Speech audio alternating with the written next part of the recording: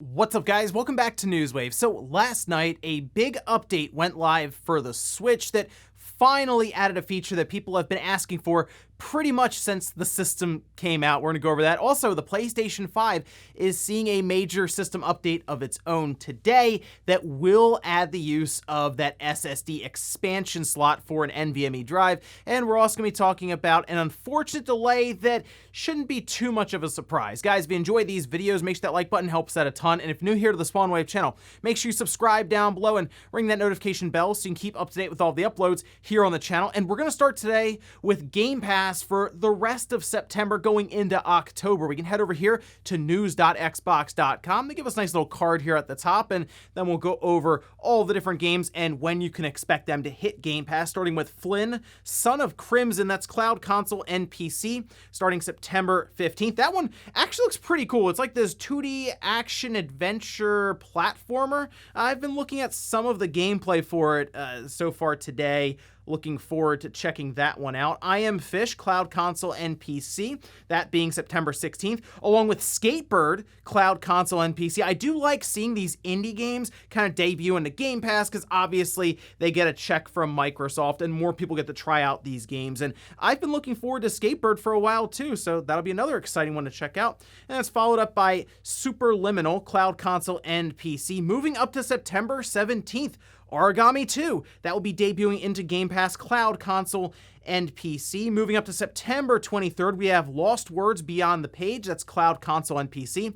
Sable, cloud, console, and PC, as well as Subnautica Below Zero, cloud, console, and PC. Tainted Grail, Conquest, that's on PC. And then moving up to September 28th, we have Lemnis Gate, console, and PC. Moving to September 30th, Astria Ascending, cloud, console, and PC. Unsighted, that's cloud and console. And then Phoenix Point, that's going to console on October 1st. So overall, pretty good additions for Game Pass heading into October here. Certainly want to check out Origami 2 and Skatebird, but good stuff here for Game Pass over the next 2 weeks. Certainly plenty to check out. Also, we did have an interesting application go live on Steam yesterday, and that's RetoArch. You can see its Steam page here, and this is kind of the front end or emulation manager, I'll call it, where you'll have several different emulators kind of put into one spot. It makes it much easier to go through and use them with any ROM files or ISOs you may have. And a lot of people are probably wondering, well, what's the big deal? It's going to Steam. That's fine. I've had it on my PC for a while now, but the interesting thing about this one is we're heading into the launch for the Steam Deck. And remember, the Steam Deck is going to come loaded with like the Steam OS and it's kind of big picture mode. Basically, they're trying to push you towards that Steam storefront where a lot of people, I'm sure, will still sideload or just load up Windows in general. But the fact that RetoArch will just be there on Steam and you can just download it and then use it easily with something like the Steam Deck really opens that system up even further. I mean, you look at all the emulators that are available on RetoArch now, and that Steam Deck becomes more and more enticing. Here's hoping I can get it sometime next year. Oh, and for those of you who did pick up Sonic Colors Ultimate on the Switch, it does look like they are starting to roll patches out. We see this over on Twitter from Sonic the Hedgehog saying, "Hi everyone, we have deployed a patch for the Nintendo Switch for Sonic Colors Ultimate. This is the first of several patches for all platforms that will begin rolling out in the near future. Thank you for your patience." So the whole situation is a shame, obviously, because Sonic Colors is a good 3D Sonic game, and unfortunately it's a good 3D Sonic game that came out with a ton of problems around just the technical side of the game, and they've been shared all over the place. The patches are going to take time to come out, but certainly go ahead and check this one out on your Switch, maybe if you put it off to the side, because maybe it fixed an issue you were running into and you can continue to play through, like I said, what is a good 3D Sonic game. And guys, with some of the quick news out of the way, let's get into the bigger stuff. Let's start right away with this new update for the Nintendo Switch. We can see Nintendo here on Twitter tweeted this out last night saying the latest Nintendo Switch update is now available, including the ability to pair Bluetooth devices for audio output. Now, they do have an entire page up going over all of the details here. This is for firmware version 13.0.0, and they do have things like Bluetooth audio support being added. They have several details here, including pointing out that Bluetooth microphones are not supported. And they also talk about some of the limitations here when you are using, say, your AirPods through Bluetooth. They say up to 2 compatible wireless controllers can be connected to the system while using Bluetooth audio. Bluetooth audio cannot be used while local wireless communication is active. And they say depending on the Bluetooth audio device, there may be some audio delay. That just tends to happen with Bluetooth, depending on what a headset you're using or headphones or all of this, or even interference, of course. It's something to look at here, though, with the 2 compatible wireless controllers that are able to be connected, no more than that. And obviously there were probably some limitations Nintendo was working with here to pair everything up to that Switch, and probably one of the reasons we have not seen Bluetooth audio being supported up until this point, as they were working just to make sure everything would at least be manageable when this update went live. I know we're more than 4 years into the system's life, and finally Bluetooth audio has been added, but we do have also an update dock option that was added under the in-system settings for Nintendo Switch and Nintendo Switch OLED model, allowing for software updates to Nintendo Switch docks with a LAN port. It's interesting to consider that going forward there. I guess we'll see what Nintendo has in store for updating that dock. They also have maintain internet connection in sleep mode. That was under the sleep mode in system settings, which will allow you to have that wired internet connection maintained even while in sleep mode, so you can have software and add-on content downloaded for updates or any of that. They also have a different method to initiate calibrate control sticks. They say from the system settings, go to controllers and sensors, select calibrate control sticks, then fully tilt the control stick in any one direction and keep it tilted for a few seconds to begin calibration. Now, I don't know if that's something around maybe them looking further into the whole drift situation. They're trying to refine the ability to calibrate maybe the dead zone on the control sticks, something to try out there. So this is obviously a big update for the Switch because it includes a feature that people have been asking for since the system came out, that being the ability to sync up your Bluetooth headset, your earbuds, any of that. And the Switch in particular certainly had that request more so than the other systems because the Switch is also portable and people, of course, will be traveling with headphones that they may be using for their phone or something. Like, oh, I'll just go ahead and sync these up to my Switch. Well, I can't. Well, now you can, so that's good to see. And something I thought about was, you know what? Out of the 3 major consoles now, the Xbox, the PlayStation, and the Switch is the only one that will actually sync up to your AirPods or pretty much any third-party Bluetooth headset. It's really weird to consider that since the Switch is behind the other 2 systems in so many other features, but not with this. In fact, people have even been able to sync up their Xbox headset, the one that Microsoft recently released, to the Switch. It even shows up as Xbox headset. Now, the one unfortunate part is that the microphone, if you have a wireless headset, will not work. But Nintendo with their voice chat, we know how that is. You gotta use your cell phone. This is the way it is, or just Discord through a computer. Still though, baby steps for Nintendo. We are at least to the point where you can sync up different headsets wirelessly without having to use some sort of weird plug-in adapter. Either way though, go ahead and update your Switch to 13.0.0 and try it out with one of your Bluetooth headsets. Next up, let's talk about a major system update that's going live for the PlayStation 5 today. We can head over to PlayStation blog, which I'll have linked down below, as it goes over all of the different additions and changes that Sony is making here to the PS5 in this latest firmware update. They say, tomorrow we're pleased to launch our second major PS5 system software update to all PS5 owners globally. The update includes a variety of enhancements to the PS5 console experience, as well as 3D audio support for built-in TV speakers. It also features M.2 SSD storage expansion, which enables PS5 players to store and play PS5 games, PS4 games, and media applications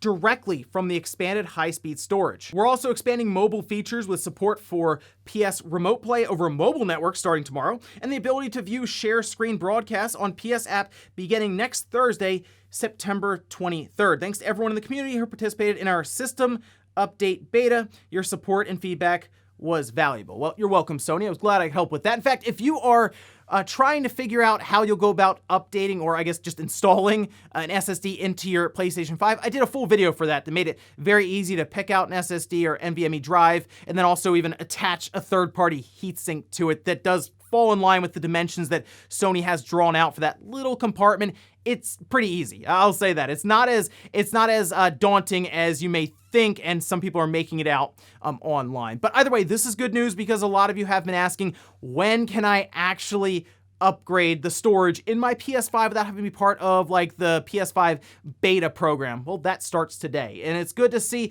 And they also did mention a few other things, which includes that 3D audio through TV speakers. Certainly something to play around with, as we've mostly been using 3D audio through our headsets, like the PlayStation headset that was released alongside of the PS5. But they had been talking about, especially Mark Cerny, who talked about the shape of your ear and all of this, that they would get to a point where you could use your TV speakers and get that 3D audio effect from it. So yeah, definitely try that out and see how that goes for you, because it's interesting with the beta that I was a part of, you would have like the microphone on your DualSense controller kind of survey the room to get an idea and a profile as to what it's dealing with like the noise floor and all this. It's very interesting stuff.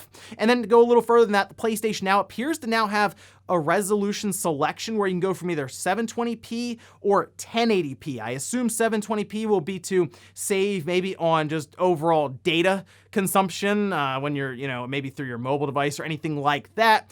But it's good to see that we can at least go up a bit in resolution to 1080p for the PlayStation Now streaming application. They also go over the ability to now customize your control center, as well as an entire accolade system that's now been added for when you're playing with people online. So make sure you get your PS5 updated today and check some of the stuff out. Next up, let's talk about the NPD sales report for the month of August. Now, these are sales tracked across gaming in the US, and we can head over here to Twitter. This is from Matt Piscatella, who had a ton of information here, which I'll leave this link down in the sources if you want to go a bit more in depth and read through some of the tweets that he put out here. Starting with August 2021, consumer spending across video game hardware, content, and accessories grew 7% when compared to a year ago, to an August record $4.4 billion. Year-to-date, consumer spending totaled $37.9 billion, a 13% increase when compared to the same period in 2020. According to Matt, the Nintendo Switch was the best-selling hardware platform in units during both the August month and year-to-date, while PlayStation 5 leads both time periods in dollar sales. And this is kind of what I was saying would happen throughout the year. The Switch will sell more units because it is cheaper, and the PS5, while selling less units, would bring in more revenue. Now, we also do have the top 20 games across all platforms here. Some do not include digital sales. It's mostly Nintendo first-party games. So we'll take a look here, starting at the top. Number one, yeah, it's Madden NFL 22. See, many of you probably wonder why EA seems to be putting out worse and worse Maddens each year as the review scores keep going down, and it seems like people are less and less satisfied with the game. Well, there it is. It's still number one in the US. Not surprising there, because football is starting up, of course, August. People are getting really excited in preseason and all that, so we'll see how it tracks going forward throughout the season here. Ghost of Tsushima jumped all the way up to number 2. That, of course, because of that director's cut. Then we have Call of Duty Black Ops Cold War. Humankind, that's on PC, and that's section number 4. So that's pretty impressive, I feel like, for Humankind to be right there. Marvel Spider-Man Miles Morales, they're at 5. Mario Kart 8 at 6. Then we have Legend of Zelda Skyward Sword, Minecraft, Assassin's Creed Valhalla, MLB The Show 21, Super Smash Bros. Ultimate, Call of Duty Modern Warfare, Ratchet & Clank Rift Apart, Animal Crossing New Horizons, Pokemon Sword and Shield, Mortal Kombat 11, Super Mario 3D World, The Legend of Zelda Breath of the Wild, Mario Golf, Super Rush, and then Super Mario Party rounds out the top 20. Now, looking up and down the list here, I did notice we're missing 2 games that came out towards the end of August, that being No More Heroes 3 and Psychonauts 2. No More Heroes 3 apparently was down in like the 40s in the NPD sales chart, so not like a strong start, but that came out on the 27th of August, so it would have only had a couple of days to track in the month, and we'll see if maybe it rises up a bit through this month in September when we find out a bit more in the report next month. However, Psychonauts 2 is interesting because digital sales would be counted for that one. I know it didn't have a physical copy that was sold, but those digital sales are included here in the NPD. Apparently, it just didn't sell enough to actually chart anywhere. So people are bringing up the idea of Game Pass affecting that. I mean, probably, yeah, there's a lot of people, I'm sure, that just downloaded on Game Pass. I did. I was like, oh, okay, I'll just pick it up here. And